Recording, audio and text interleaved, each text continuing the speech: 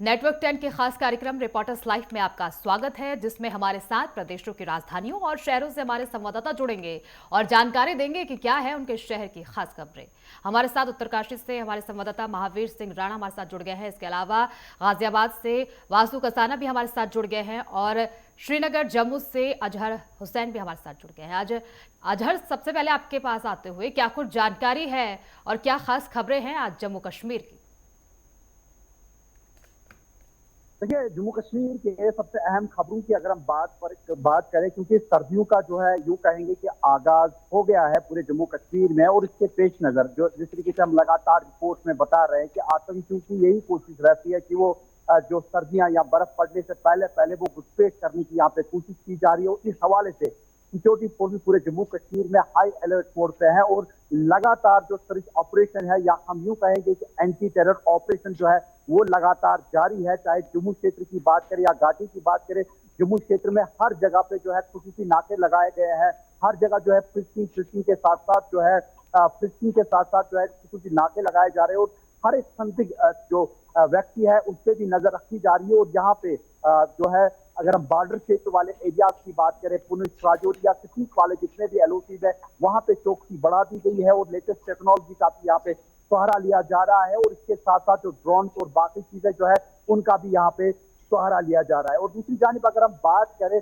लगातार ऑपरेशन सिंदूर के बाद या पहलगाम इंसिडेंट के बाद में हम देख रहे थे कि जो ऑपरेशन सिंदूर के बाद में जो एक फुटफॉल कम हुआ था टूरिज्म का, और उसके बाद में जो टूरिज्म का जो फुटफॉल है वो कम हुआ था। लेकिन एक बार फिर सर्दियों के स्टार्ट होने के साथ ही जो टूरिज्म का जो फुटफॉल है वो फिर से स्टार्ट और रिवाइव होने लगा है। और इस हवाले से अगर हम बात करें पहलगाम या गुलमर्ग में एक बार फिर जो पर्यटक है वो वापस लौटना शुरू हो गए। लेकिन इसके बाद में प्रशासन, जो एयरपोर्ट प्रशासन की ओर से एक बड़ी जो यहाँ पे पेश रफ्त है कि एयरपोर्ट को ज्यादा जो यहाँ पे वसअत देने की यहाँ पे मांग भी की गई है और इसको बढ़ाने की भी यहाँ पे बात की गई है। क्योंकि अब देख रहे हैं कि लगातार जो एयरपोर्ट उससे पर्टिकुलरली श्रीनगर एयरपोर्ट से जो अब भीड़ है वो वापस देखने को मिल रही है। और इस हवाले से तकरीबन 6500 हेक्टेयर को फिर से मजीद जो है डेवलप करना है ताकि यहाँ पे कोई भीड़ ना हो या कोई समस्या ना हो मुसाफिरों को। तो इस हवाले से यहाँ पे भी इसको यहाँ पे डेवलप आने वाले दिनों में जो है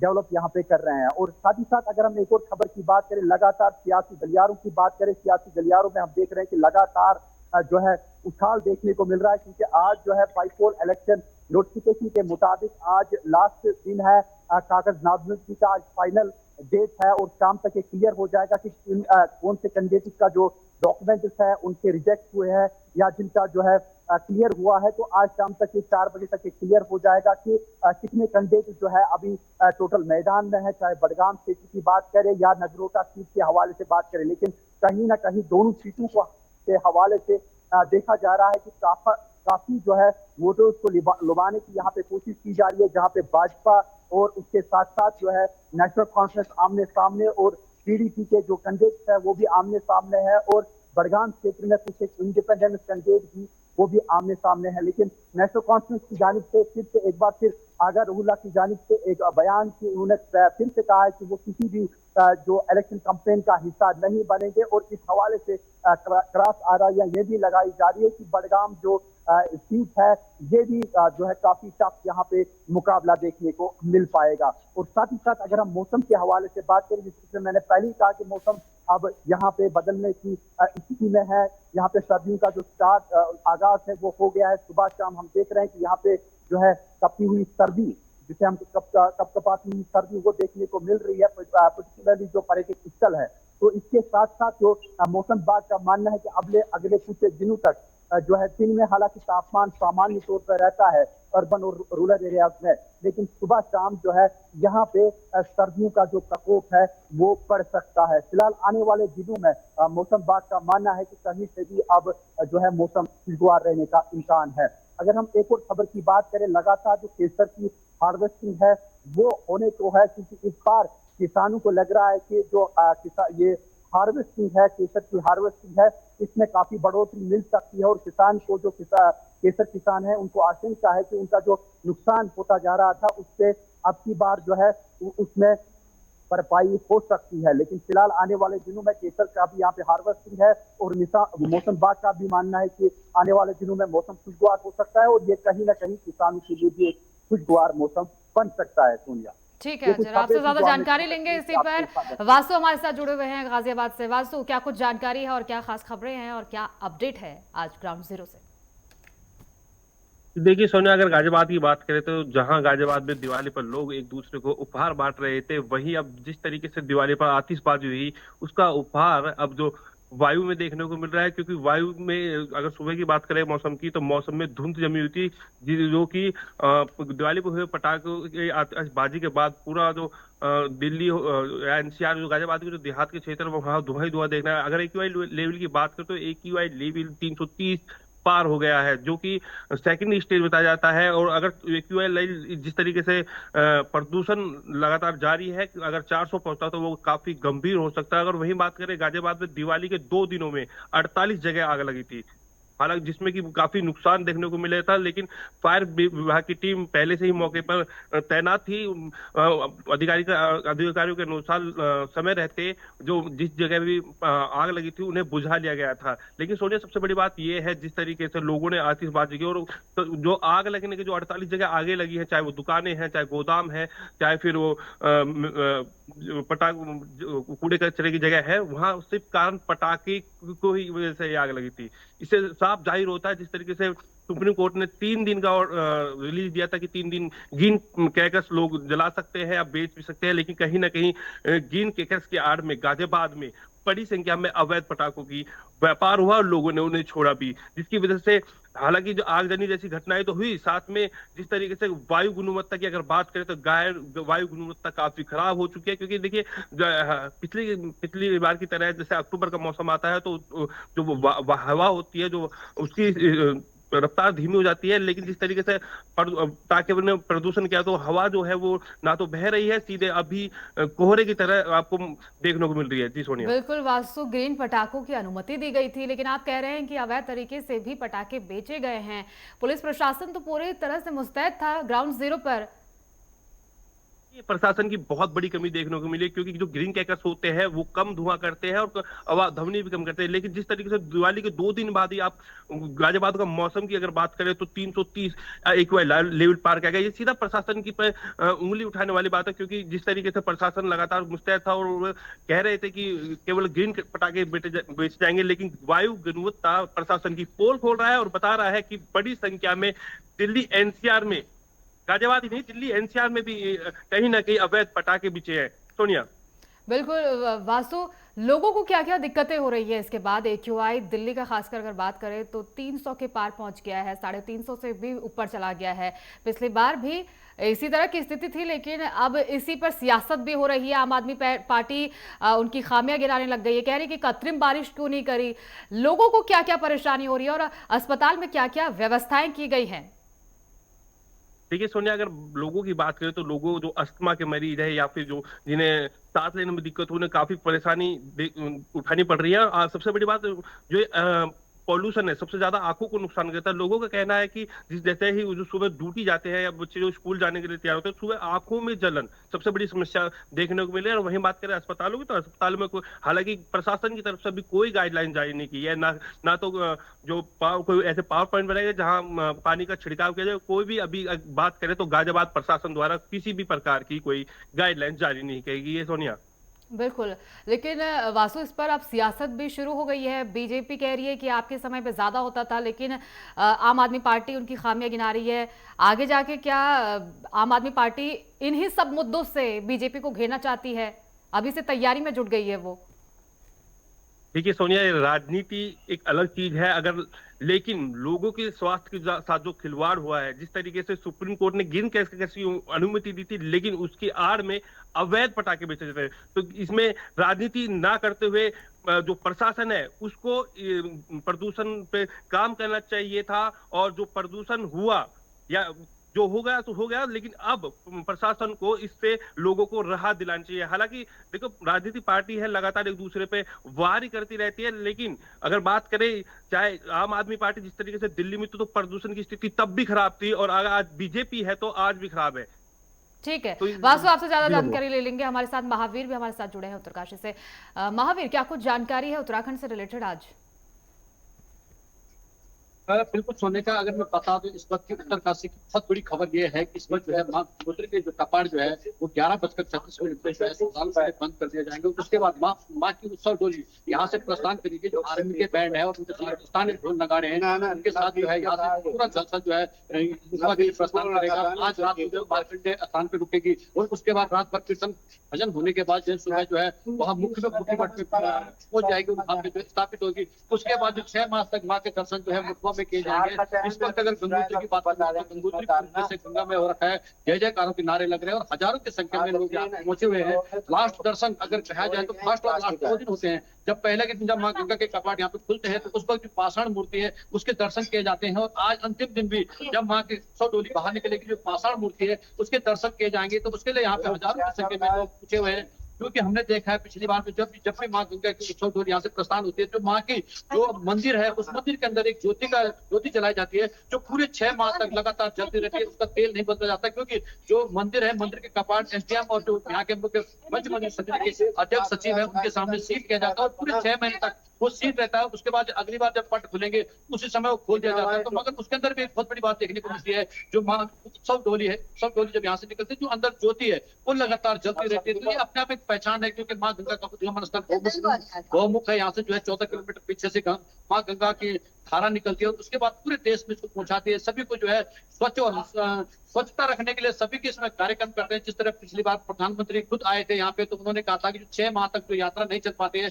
उसको कैसे बढ़ाया जाए। उन्होंने एक नाम भी दिया था यहाँ पे कि जब नीचे जो है कोहरा लग जाता है तो उसके बाद यहाँ पे आया और खाम तापो जो पर्यटन का भी उन्होंने नाम दिया था कि यहाँ पे जो पर्यटन आएगा वो खाम तापो पर्यटन के नाम से आएगा और लोगों की जो रोजी बनी रहेगी। क्योंकि उत्तरकाशी एक ऐसा जिला है जो पर्यटन पे ही निर्भर है, क्योंकि यहाँ पे जो 2 धाम पड़ते हैं, गंगोत्री यमुनोत्री धाम पड़ते हैं। तो उसके कारण जो यहाँ पे देश विदेश के यात्री आते रहते हैं, जिसके कारण यहाँ के होटल व्यवसाय हो जाए, कोई किसी भी संबंध में चाहे प्रत्यक्ष अप्रत्यक्ष सभी ने किसी न किसी को जो है रोजगार मिलता है। तो 6 माह जो है इस समय बहुत मुश्किल से कटे हैं इस बार अगर हम देखें, क्योंकि इस बार जो है बारिश ने बहुत ज्यादा तबाही मचाई थी। तनाली की आपदा के कारण जो है यात्री पूरी तरह से रुक गए थे और नहीं आ पाए। मगर अंतिम दौर था, इस समय जो 1 महीना बचा था इसमें थोड़ा बहुत यात्री दिखे हैं, तो लोगों में काफी खुशी है। और यहाँ पे थोड़ा खुशी भी होती है और दुख होता है, क्योंकि इस वक्त जो मंदिर को सजाया गया है, सजाया गया है, आप देख सकते हैं हमारे पीछे इस समय जो मंदिर को पूरी तरह से फूलों से सजाया गया और फूलों के साथ साथ जो है यहाँ के लोग हैं इस समय जो अपनी तस्वीरें खींच रहे हैं और सभी एक तरह से एक अपने यादगार यहाँ से बना रहे हैं कि आने वाले जो 6 माह फिर होंगे, 6 माह के लिए फिर यहाँ पे जो है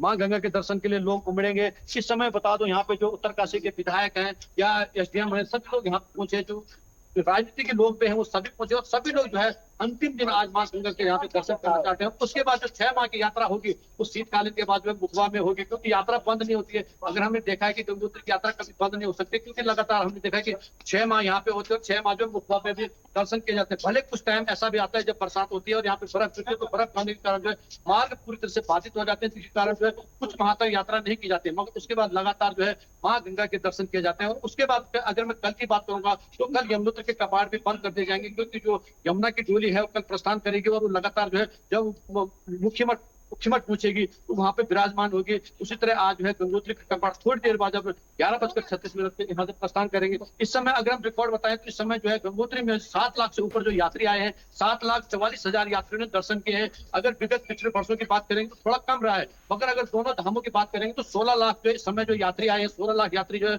इन्होंने जो है माँ गंगा के दर्शन किए हैं। यहाँ पे जो हमने देखा है जो पर्यटन यहाँ पे आता है, जैसे गौमुख ट्रैकर पे जाता है, चौखंबा पीक जाता है, यहाँ पे ट्रैकिंग करने तो काफी लोग आते हैं। भले विदेशी का जो आंकड़ा है वो थोड़ा कम हुआ है, विदेशी के आंकड़े से कम होने के कारण जो है यात्रा में थोड़ा काफी असर पड़ा है। जो होटल व्यवसाय के लोग हैं वो काफी नाखुश हैं, क्योंकि उनको लगता है कि जिस तरह हम 4 धाम यात्रा पे जुड़े हुए हैं और लगातार यहाँ पे पर्यटन आते हैं, तो इस बार थोड़ा घटा है। क्योंकि जो पिछली बार 2013 में जब आपदा आई थी उसके कारण जो पूरी तरह से मार्ग बाधित हो गए थे, मगर इस बार जब फिर से दोबारा 2025 में धराली जैसी घटना हुई थी तो उसने जो है लोगों को डरा दिया था।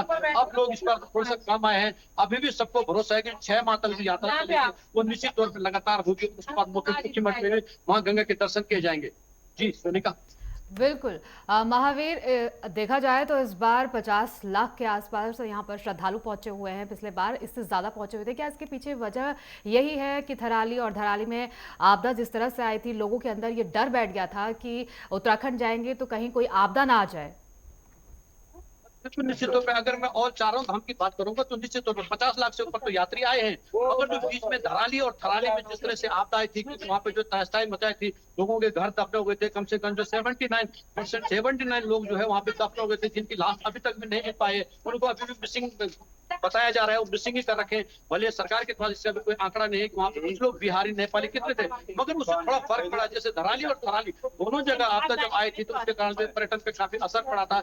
इस बार भी वही हुआ, सेम टू सेम। जो पर्यटन है, भले मार्ग पूरी तरह से बंद हो चुके थे, मार्ग बहुत ज्यादा नुकसान हुआ था, सड़कें पूरी तरह से बंद हो गई थी, भले ग्रिप लगातार काम कर रही थी, प्राइवेट कंपनियों को ये काम दिया गया था कि किसी तरह से जो है गंगोत्री का मार्ग खोल दिया जाएगा। पूरा 1 महीना लगा, 1 महीने बाद जो है गंगोत्री के मार्ग खुले। उसी तरह यमुनोत्री में 1.5 महीने के ऊपर पूरा टाइम लगा। 1.5 महीने के बाद जब यहाँ पे जो मार्ग खुले, तब थोड़ा बहुत यात्री अब आए, क्योंकि लास्ट ईयर हमने देखा कि शुरू में जो 3 महीना चलती यात्री बहुत गजब की चलती है, मगर उसके बाद जो लास्ट ईयर होता है, लास्ट में जो बंगाली लोग होते हैं, वो ट्रैकर लोग होते हैं, वो लोग आते हैं, मगर उसमें थोड़ा सा इजाफा नहीं हो पाया। इस बार जो यात्रियों की संख्या घटी है, जिसके कारण स्थानीय लोगों की रोजी रोटी पर थोड़ा असर पड़ा है। क्योंकि उत्तरकाशी अगर मैं बात करूंगा तो पिछली बार जो यहाँ पे जो सेब की बागवानी, अगर हर्षिल की बात करूंगा तो सेब और राजमा के सबसे ज्यादा उत्पाद किया जाता है, मगर मार्ग बंद होने के कारण जो है सेब को भी काफी नुकसान हुआ, वो नहीं पहुंचा पाए हैं, क्योंकि बारिश के कारण जो है सेब की पूरी तरह से खराब हो चुके थे, तो काफी नुकसान हुआ। अगर हम बात करेंगे जो राजमा है, चौलाई है, उसमें भी इस समय जो है काफी फसलें पूरी तरह से जो है बारिश में जैसे पूरी तरह से तहस नहस हो गई। तो उत्तरकाशी में इस समय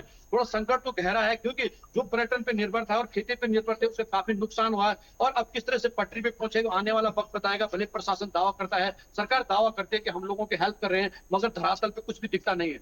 जी सोनी। बिल्कुल महावीर, आपके पास फिर आऊंगी। वासु आपसे जानकारी ले लेते हैं।